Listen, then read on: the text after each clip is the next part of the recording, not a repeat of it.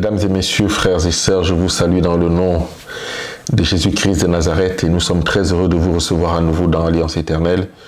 Quelle que soit l'heure à laquelle vous allez regarder cette présentation, que le Seigneur vous bénisse et vous garde. Je sais que beaucoup sont inquiets de ce qui pourra être dit dans cette présentation, mais en tant qu'étudiants de la parole de Dieu, nous sommes soumis à la Bible et nous sommes soumis enfin en tant qu'adventistes du 7e jour. Donc moi, soumis également à l'esprit de prophétie. Et nous ne pouvons pas exprimer ce qui ne sort pas de ces deux outils, d'abord et toujours la Bible. Et enfin, l'esprit de prophétie pour avoir quelques compléments nécessaires. C'est en ça que je voudrais que nous puissions commencer par la prière pour étudier ce thème. Notre Père qui est dans les cieux, nous voulons te remercier parce que tu es le maître du temps, parce que tu me permets en tant qu'individu de commencer à reprendre la parole après un certain temps, Père. Et je voudrais vraiment que cette parole puisse descendre au fond de mon cœur, au fond, et toucher les frères et sœurs, des hommes et des femmes qui regarderont cette vidéo. Et que ton esprit nous anime tous. Que ton nom soit glorifié, Père. Je t'ai prié au nom de Jésus-Christ de Nazareth. Amen. Je jure au nom d'Ellen White. Une grande honte a été jetée sur l'œuvre du Saint-Esprit à cause des erreurs d'un groupe de personnes qui prétendent être éclairées, professant n'avoir pas besoin d'être guidées par la parole de Dieu. Ces personnes sont gouvernées par des sensations qu'elles considèrent être la voix de Dieu à leur âme. Mais l'esprit qui les contrôle n'est pas celui de Dieu. Le fait de suivre ces sensations au point de négliger les Écritures ne peut amener qu'à la confusion, la tromperie et la destruction. Ça ne fait que servir les desseins du malin. Comme le ministère du Saint-Esprit est d'une importance vitale à l'Église du Christ, les erreurs d'extrémistes et de fanatiques constitue l'une des manœuvres de Satan pour jeter le discrédit sur l'œuvre de l'Esprit et pour faire que le peuple de Dieu néglige la source de la force que le Seigneur lui-même a octroyée à l'Église. En effet, mon frère, ma sœur, il se passe énormément de choses actuellement. Et nous rencontrons toutes sortes de personnes, d'ailleurs pour certains, qui se déclarent des whiteistes. Et qui pour eux, la Bible n'a plus toute sa place dans leur expression. Et nous avons eu ce problème déjà il y a quelques années, au temps de Fromm, où effectivement, on a voulu remettre en question les doctrines de l'Église adventiste et traiter l'adventisme comme une secte. On s'est rendu compte que lorsqu'on posait des questions aux membres de l'Église, de pouvoir répondre sur les points de doctrine d'une façon biblique, ils étaient plus prompts à sortir les écrits de l'esprit de prophétie que la Bible. Et nous voyons que certains qui prennent les écrits de l'esprit de prophétie au-dessus de la Bible aujourd'hui commencent à nous amener dans des terrains très dangereux. D'autres vont même aujourd'hui jusqu'à justifier que l'homosexualité est une affaire que Dieu approuve. Et bientôt, si vous ne l'avez pas encore fait, vous allez découvrir les ministères qui présentent cela. En lien immédiat avec ces scènes du grand jour de Dieu, le Seigneur a promis une manifestation particulière de son esprit à travers le prophète Joël.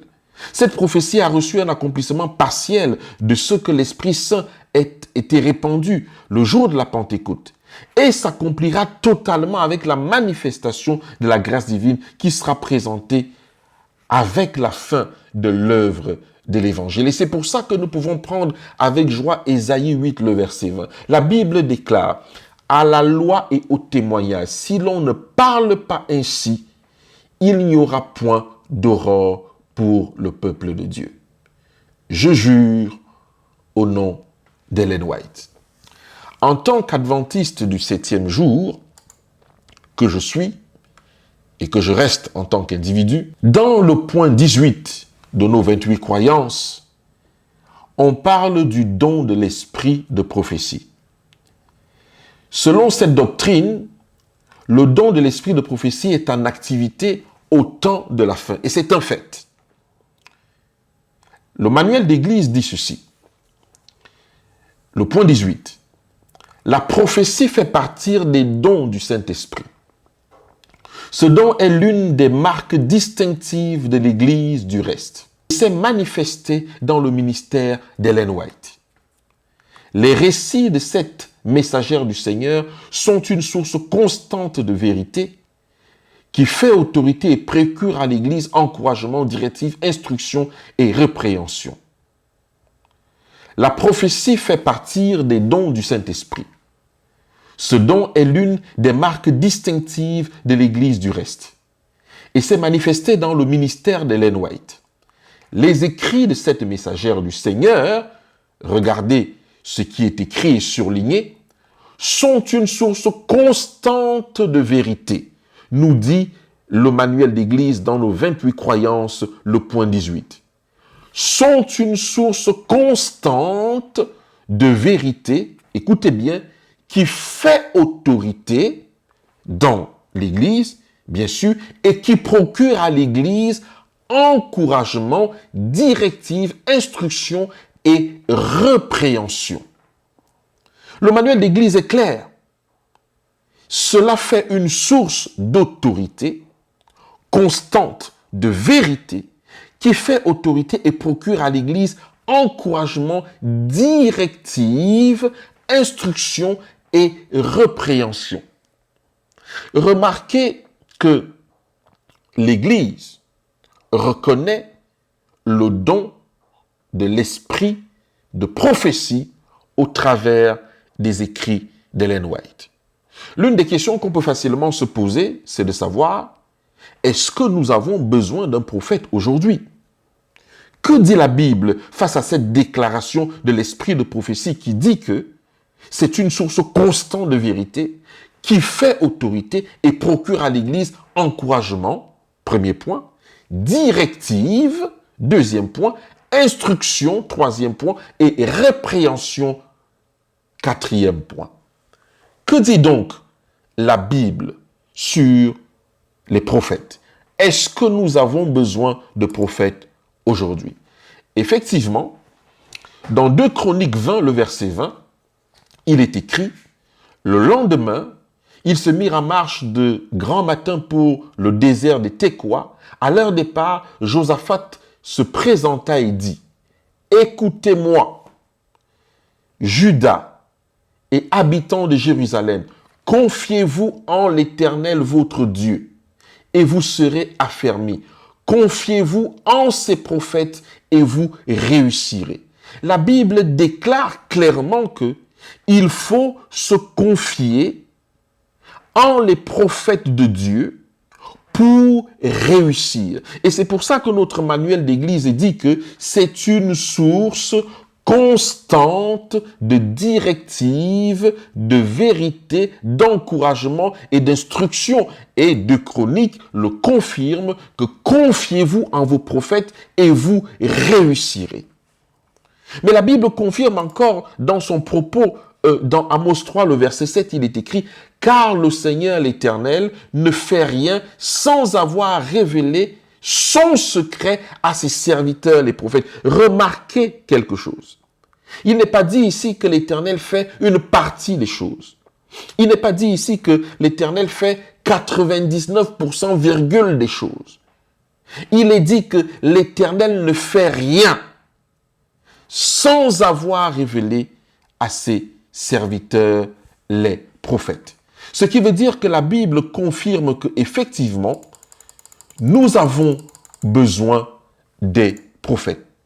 Dans Acte 2, le verset 17, la Bible nous amène dans le Nouveau Testament et confirme la même chose en disant que dans les derniers jours, dit Dieu, je répandrai de mon esprit sur toute chair. Vos fils et vos filles prophétiseront. Vos jeunes gens auront des visions et vos vieillards auront des songes. Un prophète, c'est celui qui parle de la part de Dieu. Mais je voudrais faire une nuance ici entre celui qui reçoit l'esprit de la prophétie et celui qui est prophète.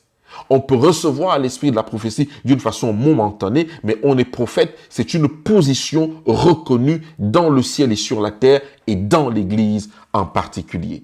Et dans Éphésiens le confirme, Éphésiens 4, de verset 11, le confirme, il a donné les uns comme apôtres, les autres comme prophètes, les autres comme évangélistes, les autres comme pasteurs et docteurs, dont tout le monde ne peut pas être prophète. Mais la prophétie, le prophète a toute sa place dans l'Église de la fin et des derniers temps.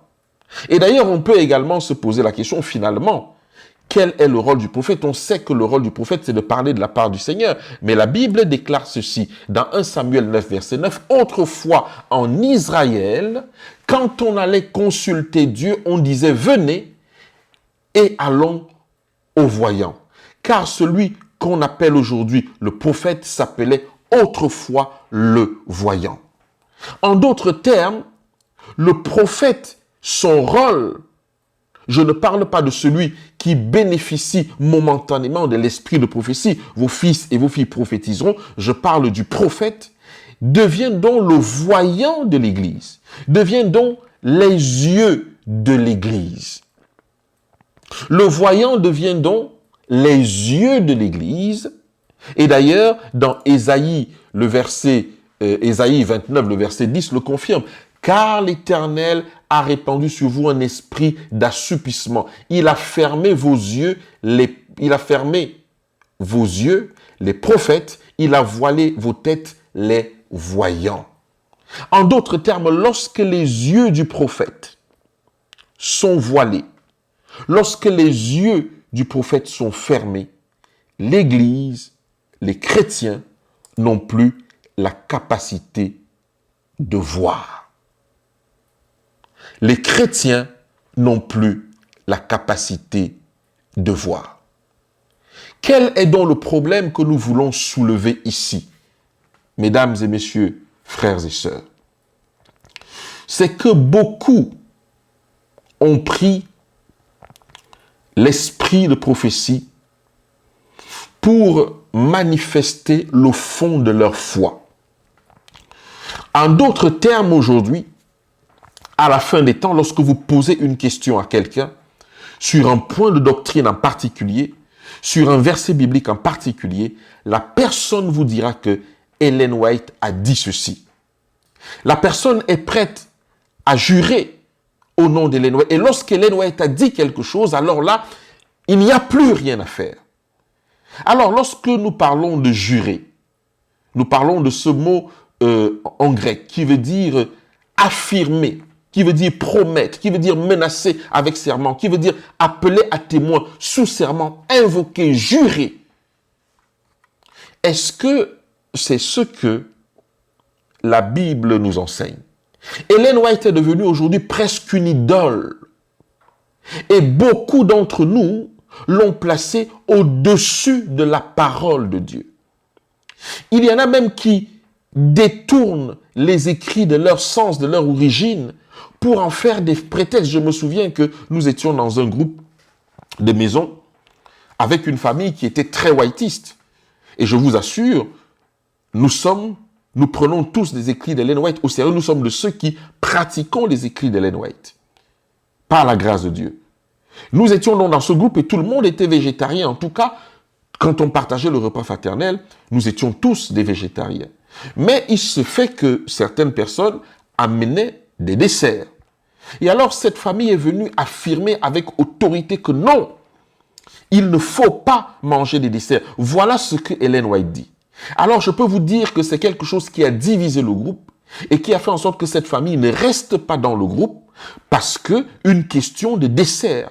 Mais beaucoup plus tard, lorsqu'on a fait une recherche sur cette question de dessert, on a vu que d'un côté, elle parle de desserts qu'il faut en consommer et de l'autre côté, elle dit de ne pas en consommer, mais dans des circonstances totalement différentes.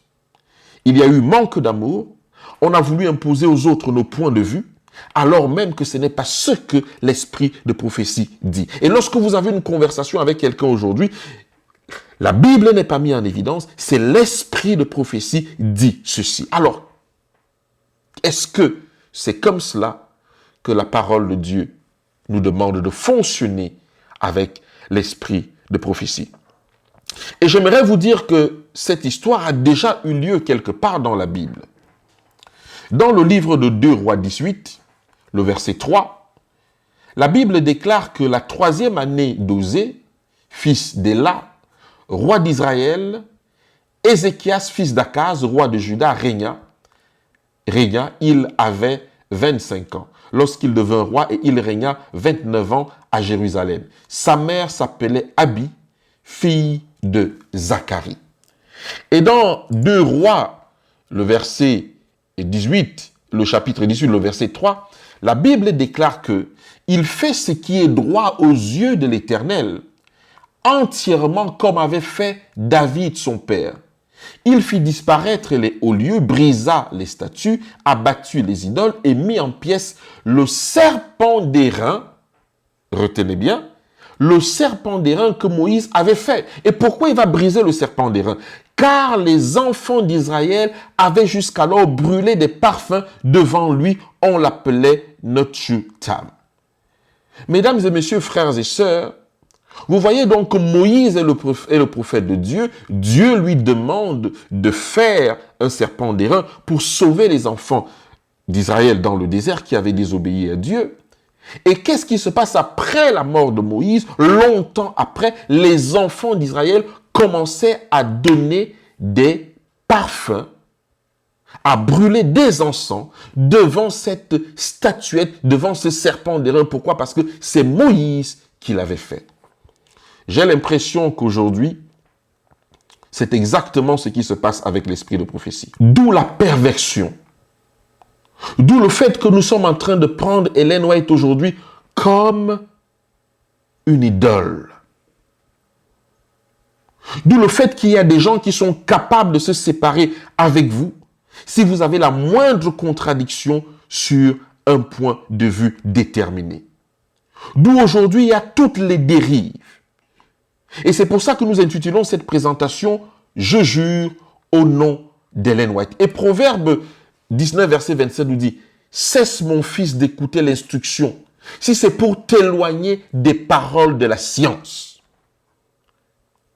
Aujourd'hui, beaucoup sont en train de s'éloigner des paroles de la science. Je vous ai dit tout à l'heure que avec la lecture, la nouvelle lecture de l'esprit de prophétie, des frères et sœurs sont en train de dériver et commencent à nous enseigner aujourd'hui que l'homosexualité est quelque chose que le Seigneur ne déteste pas. Et vous disent même que ce qui s'est passé à Sodome et Gomorrhe, Dieu n'est pas venu détruire Sodome et Gomorrhe à cause de l'homosexualité qui se pratiquait là-bas.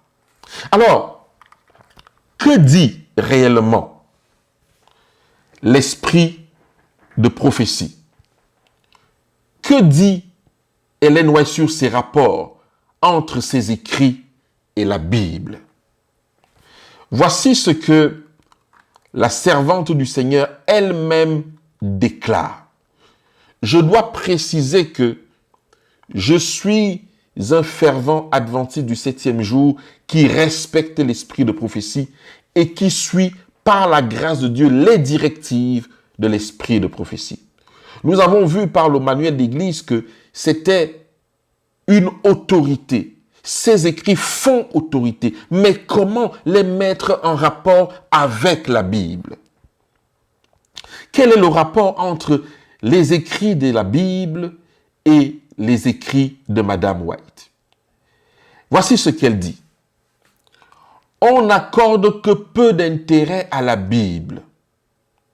Et le Seigneur a donné une plus petite lumière pour amener les hommes et les femmes à la plus grande lumière.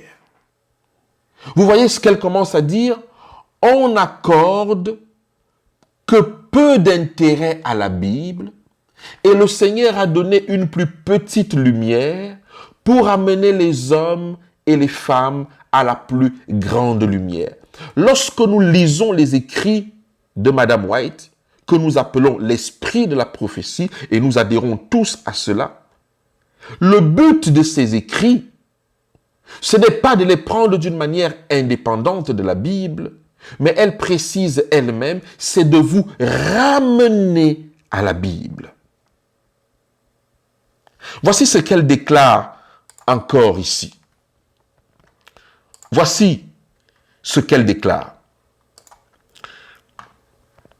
Elle dit que le premier numéro des témoignages qui a été publié contient un avertissement contre l'usage peu judicieux de la lumière ainsi que la donnée au peuple de Dieu. Je déclarais que certains avaient manqué de sagesse lorsqu'ils avaient parlé de leur foi à des croyants et que ceux-ci leur avaient demandé des preuves de ce qu'ils avançaient. Ils avaient extrait ces preuves de mes écrits au lieu de s'en référer à la Bible. Ça, c'est conseil à l'Église qui le dit. Nous devons retirer nos preuves non de l'esprit de prophétie, mais de la Bible. Ça, ce n'est pas moi qui le dis. Nous avons relégué pour certains fanatiques la Bible au second plan et nous mettons l'esprit de prophétie au-dessus de la Bible parce que nous avons dit que ça fait autorité et donne des directives. Or, elle dit elle-même que lorsqu'on vous demande la preuve de votre foi, vous devez d'abord commencer par la Bible. C'est dans la Bible que se trouve la preuve de votre foi et non dans les écrits de l'esprit de prophétie. Et ceci n'annule pas la promesse du peuple de la fin, qui garde les commandements de Dieu et ont la foi de Jésus et qui ont le témoignage de Jésus, qui est l'esprit de la prophétie. Mais l'esprit de la prophétie est d'abord basé sur la Bible. C'est la Bible qui confirme l'esprit de la prophétie. Donc lorsqu'on me demande les preuves de ma foi, c'est sur la Bible que je les prends et non dans les écrits de Madame White. C'est elle-même qui le déclare. Et la Bible dit ceci. Et elle continue à dire ceci. Montrez les preuves à partir de la Bible. Elle dit en public, ne citez pas que Sir White a écrit et ne lui accordez pas la primauté comme une marque d'autorité pour prouver vos convictions. Mes convictions doivent être prouvées dans la Bible, justement en lisant l'esprit de prophétie. Elle dit en public, ne citez pas ce que Sir White a écrit et ne lui accordez pas la primauté comme certains le font aujourd'hui. Si vous n'êtes pas en accord avec leur vue, c'est terminé.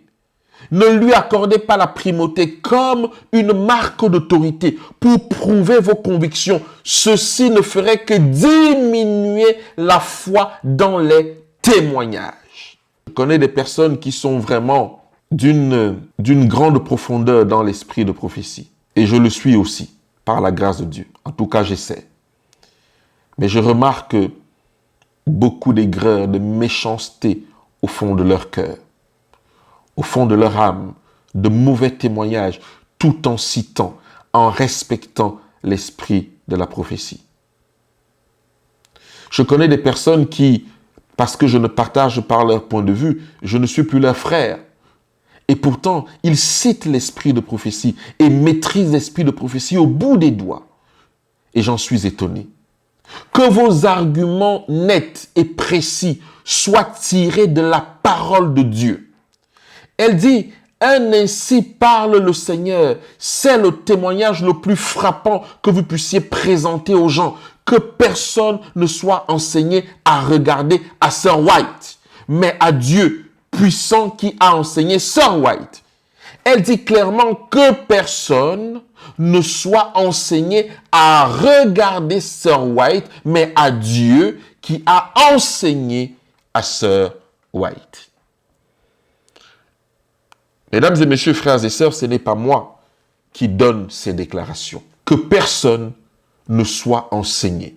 Elle n'est pas en train de dire de ne pas citer les citations d'Ellen White. Nous devons d'abord citer la Bible dans sa profondeur, la mettre en évidence, exalter le sacrifice de Jésus-Christ et confirmer par l'esprit de la prophétie. Elle dit que certaines personnes, ils choisissent quelques déclarations des témoignages et ils les appliquent à tout le monde. Et ainsi, ils déplaisent les gens au lieu de les gagner. Et c'est ce qui s'est passé dans ce groupe dont je vous ai parlé, où les gens se sont séparés à cause d'une histoire de dessert. Les gens sont déjà tous végétariens. Et vous arrivez avec une nouvelle règle. Ellen White a dit qu'il ne faut pas prendre les desserts, même si c'était le cas.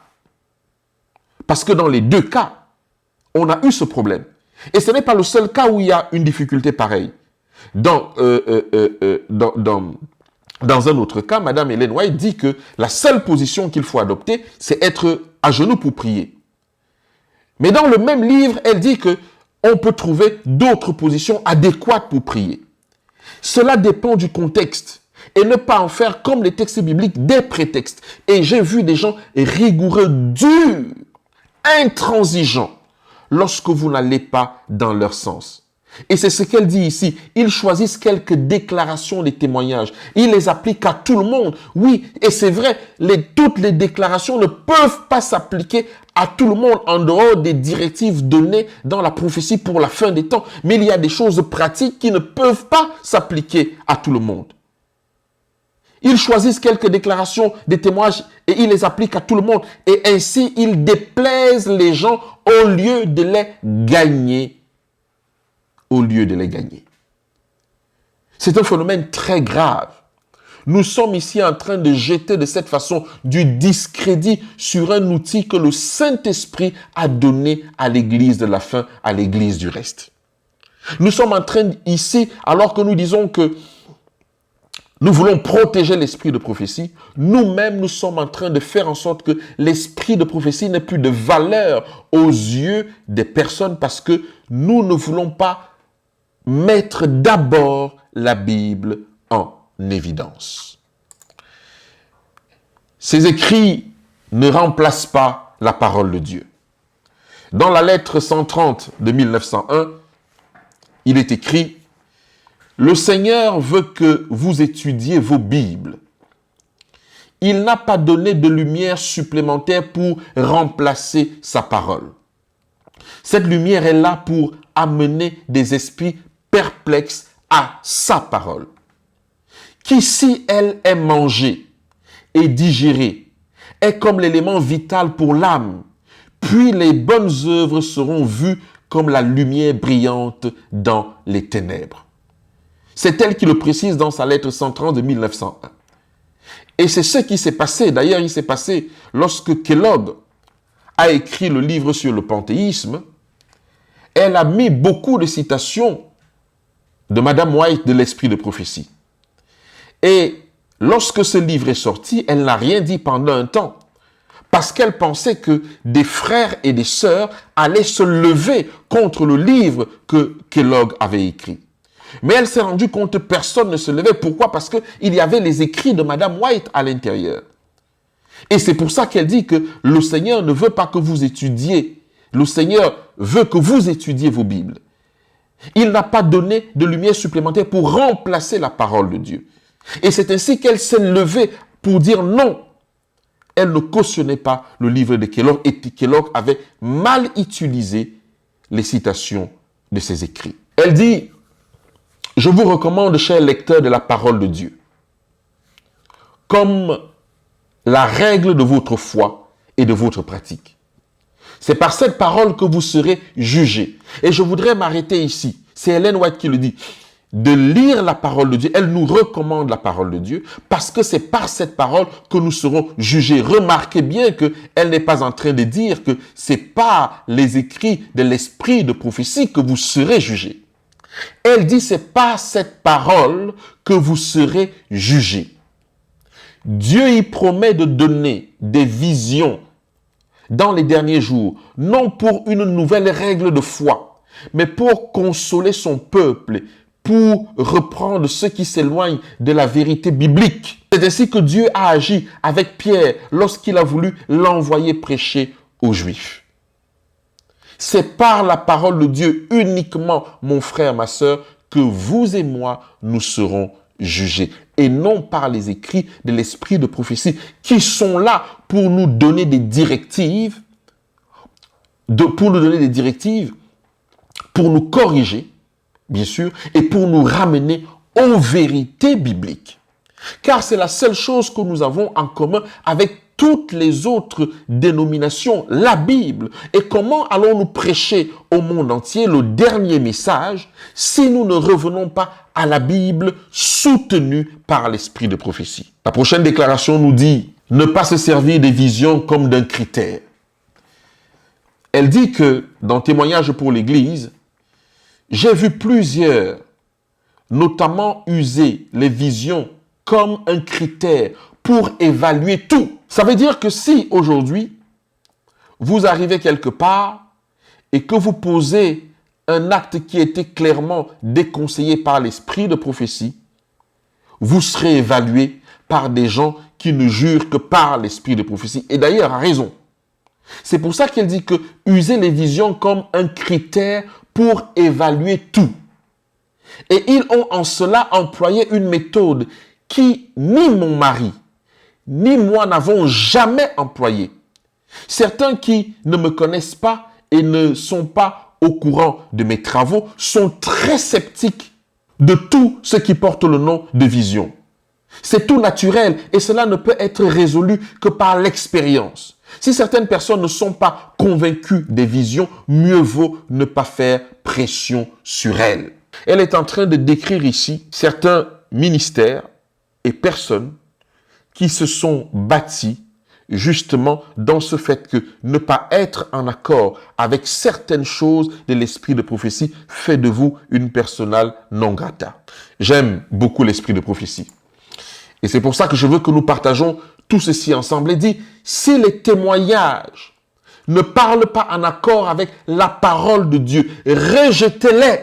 Et dans d'autres situations, elle dit qu'il n'y a que Dieu qui est infaillible. L'erreur est humaine. Même dans l'Église, il y a des erreurs. Si les témoignages ne parlent pas en accord avec la parole de Dieu, rejetez les conseils à l'Église. Christ et Bélial ne peuvent s'unir. Pour l'amour du Christ, n'embrouillez pas les esprits par des sophismes humains et le scepticisme et n'annulez pas les faits que l'œuvre de Dieu veut accomplir. Ne permettez pas à votre manque de discernement spirituel de faire de ce canal divin un rocher de scandale pour faire trébucher et tomber beaucoup de gens qui seront enlacés et pris au filet. Le but de l'esprit de prophétie n'est pas de condamner les gens. Le but de l'esprit de prophétie, c'est de les amener à la lumière de la Bible pour se conformer à la parole de Dieu, de telle façon qu'elle ne soit pas un obstacle pour eux, mais un sujet de joie et de libération. Et d'ailleurs, George Butler, président de la conférence générale de l'Église adventiste du 7e jour de 1871 à 1874, 1880 à 1888, dit ceci. Les écrits sont notre règle pour tester toute chose. Les visions d'Ellen White aussi, bien que toute autre chose. Cette règle est de la plus haute autorité, la norme la plus élevée que la chose qu'elle teste. Si la Bible montre que les visions ne sont pas en harmonie avec elle, la Bible demeurera, mais les visions seront abandonnées. Et c'est une réalité dans laquelle nous devons vivre aujourd'hui. Nous devons toutes les visions. D'ailleurs, puisque la parole de Dieu déclare qu'à la fin des temps, nous sommes dans cette période où vos fils et vos filles prophétiseront, nous devons regarder ceci au travers uniquement de la Bible pour tester si la prophétie vient de Dieu ou pas. À cause de l'esprit de divination qui sévit dans le peuple de Dieu, moi-même en tant que personne, j'ai reçu des gens qui m'ont dit qu'ils ont eu des visions sur moi. Lorsque j'étais dans mon église à Paris, j'ai vu quelqu'un qui est venu me voir et me dire que j'ai eu des visions et qui voulait que je fasse un certain nombre d'actions. Mais quand je lui ai posé la question sur la véracité de ces visions par rapport à la Bible, il n'y avait aucune cohérence. Et c'est pour ça que George Butler dit que les écrits sont notre règle pour tester toute chose. Les visions d'Ellen White aussi, bien que toute autre chose. Cette règle est de la plus haute autorité, la norme la plus élevée que la chose qu'elle teste. Si la Bible montre que les visions ne sont pas en harmonie avec elle, la Bible demeure, mais les visions seront abandonnées. Et effectivement, lorsque j'ai reçu cette vision quand j'étais à Paris, je n'ai pas pu adhérer à cette vision parce qu'elle ne correspondait pas du tout à aucun critère biblique. À aucun critère biblique. Elle dit que j'ai quelques mots à dire à mes frères de l'Est et de l'Ouest, du Nord et du Sud. Je demande que mes écrits ne soient pas employés comme argument déterminant pour résoudre les questions qui suscitent maintenant d'ardentes controverses. Je prie les pasteurs et d'autres membres dirigeants de ne point se servir de mes écrits pour soutenir leur vue concernant le quotidien. Ce n'est pas moi qui le dis. Elle continue à dire que la Bible est notre règle de foi et de doctrine. Il n'y a rien de plus propre à dynamiser l'esprit et à fortifier l'intellect que l'étude de la parole de Dieu. Aucun livre n'est au-dessus. Aucun livre n'est aussi puissant pour élever les pensées ou donner de la vigueur aux facultés que les vérités larges et anoblies de la Bible. Elle dit que si la parole de Dieu était étudiée comme elle devrait l'être, les hommes auraient une largeur d'esprit, une noblesse de caractère et une stabilité de dessein qu'on voit rarement de nos jours. Si la parole de Dieu était étudiée comme elle devrait l'être, les hommes auraient une largeur d'esprit, une noblesse de caractère et une stabilité de dessein qu'on voit rarement de nos jours.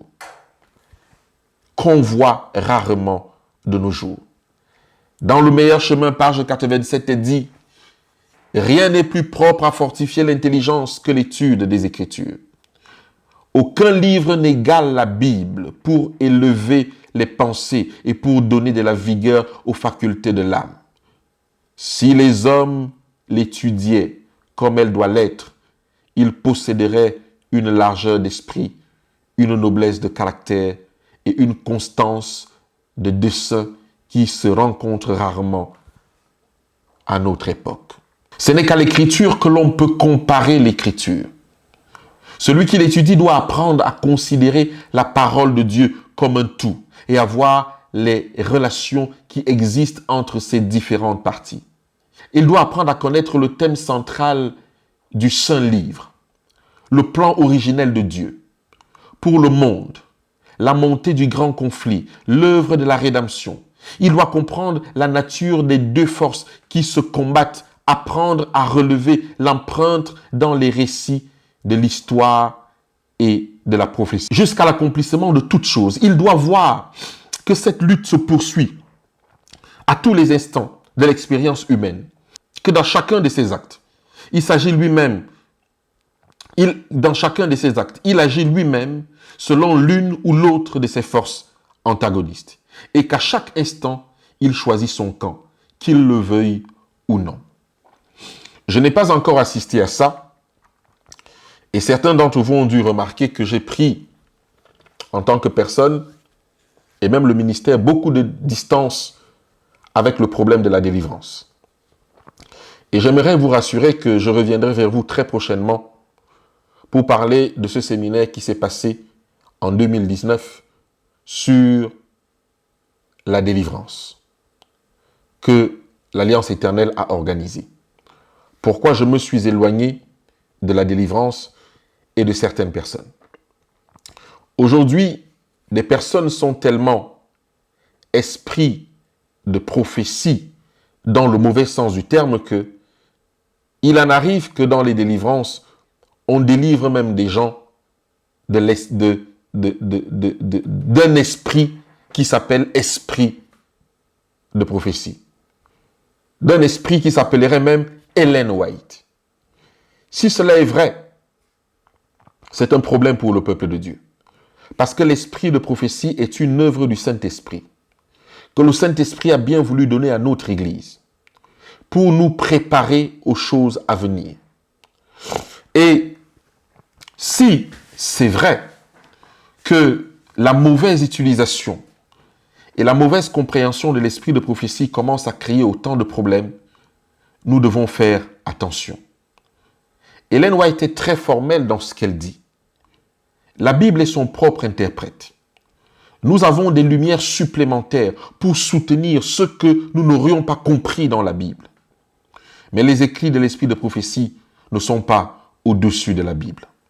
Lorsque nous devons discuter avec des croyants c'est à partir de la Bible. Lorsque des adventistes entre eux se retrouvent, on discute à partir de la Bible et à partir de l'esprit de prophétie. Et même si on commençait à discuter à partir de l'esprit de prophétie doit nous ramener dans la Bible. On ne justifie pas la loi du dimanche par l'esprit de prophétie, c'est par la Bible. D'ailleurs, quel que soit le sujet, on le justifie par la Bible et on le ressource par l'esprit de prophétie. En tout cas, il y a des délivrances qui se pratiqueraient aujourd'hui pour délivrer les gens de cet esprit qui les a envahis parce qu'ils ne peuvent plus rien faire d'autre. La Bible n'est plus la parole de Dieu pour eux. La Bible devient une chose que l'on peut tourner à toutes sortes de compréhensions. Et c'est pour ça que je vous ai dit que bientôt, si vous n'avez pas encore vu, vous allez remarquer qu'il y a des personnes qui commencent à se lever et parler d'un certain nombre de sujets guidés pour eux par l'esprit de prophétie qui les amène à des conclusions totalement désastreuses parce qu'ils se sont éloignés de la source qui soutient l'esprit de prophétie, c'est-à-dire la Bible. Et c'est la raison pour laquelle je veux finir par ceci.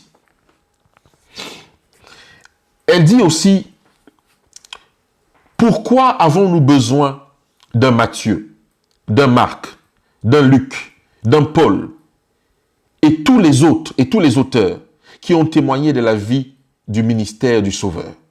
Pourquoi un seul des disciples n'aurait-il pas pu rédiger un rapport complet et cohérent sur la vie terrestre du Christ? Pourquoi un auteur insiste-t-il sur des points que l'autre ne mentionne pas? Si ces points sont essentiels, pourquoi tous ne les mentionnent-ils pas? Les hommes sont différents. Tous ne comprennent pas les choses de la même façon. Certaines vérités bibliques frappent davantage l'un plutôt que l'autre. Et c'est la raison pour laquelle la parole de Dieu nous dit que il faut faire attention, maudit soit l'homme qui se confie à un homme. Les dérives qui sont en train d'arriver, c'est parce que nous écoutons une seule personne sur les sujets. Il faut écouter plusieurs prédicateurs, il faut écouter plusieurs points de vue. Il faut prendre l'esprit de prophétie et ne pas le sortir de son contexte pour en faire des prétextes. L'esprit de la prophétie, selon Ellen White elle-même, n'est pas notre norme en tant que chrétien. Je suis quelqu'un qui vit par l'esprit de prophétie, qui vit à l'intérieur de l'esprit de prophétie. Mais je ne peux pas dire aujourd'hui que l'esprit de prophétie est la norme. Je peux dire que la Bible est la norme. Et l'esprit de prophétie éclaire cette norme qu'est la Bible. Et c'est ce que nous devons faire très attention. Parce que ce qui arrive sur nous est grave. Nous devons soutenir nos points de vue par la Bible et éclairés par l'esprit de prophétie.